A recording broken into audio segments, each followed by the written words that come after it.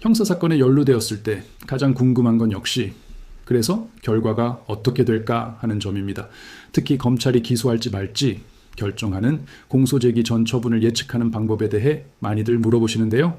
형사 전문 변호사의 시각에서 이 구조를 한번 설명해 드릴게요. 많은 분들이 경찰 조사를 앞두고 변호사를 찾습니다.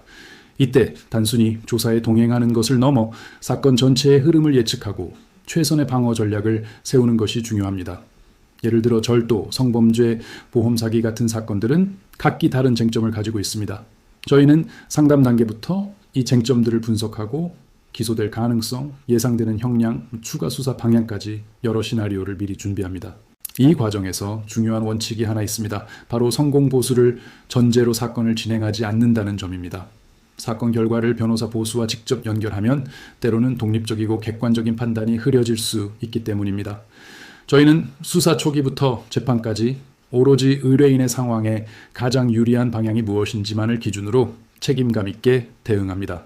그래서 형식적인 착수금만 받고 소극적으로 대응하는 방식이 아니라 사건 자체에 집중하는 구조를 유지하고 있죠.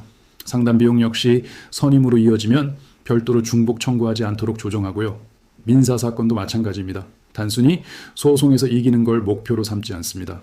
돈을 빌려주고 못 받았을 때 손해배상을 받아야 할 때 중요한 건 실제로 돈을 돌려받을 수 있는가입니다. 그래서 저희는 소송을 시작하기 전부터 상대방의 재산을 파악하고 강제 집행까지 내다보며 사건 전체를 설계합니다. 특히 전세 사기나 부동산 분쟁처럼 권리관계가 복잡한 사건에서는 공인중개사 자격을 바탕으로 계약 구조의 허점까지 꼼꼼하게 검토해 실질적인 해결책을 찾습니다. 이혼이나 재산 분할 같은 가사 사건은 감정적인 대응보다 장기적인 안목이 필요합니다. 당장의 유리함보다는 나중에 또 다른 분쟁이 생기지 않도록 합의안을 설계하는 데 집중합니다. 학교폭력이나 군인 징계처럼 특수한 절차가 필요한 사건들은 그에 맞는 대응 전략을 짜는 것이 당연하고요. 출입국 문제와 형사사건이 얽힌 경우처럼 여러 절차가 얽혀 있을 땐 이를 하나의 흐름으로 보고 종합적으로 해결책을 모색합니다.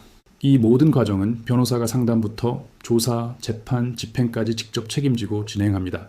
사무직원을 통해 소통하는 대신 변호사와 직접 이야기하며 전국 어디서든 신속하게 사건에 대응하죠. 저희는 과장된 약속 대신 현실적인 가능성과 위험 요소를 솔직하게 설명하는 것을 원칙으로 삼습니다. 이런 방식으로 민사, 형사, 가사, 행정 사건 전반을 전문적으로 다루며 신뢰를 쌓아온 곳이 바로 법률사무소 아신입니다. 감사합니다.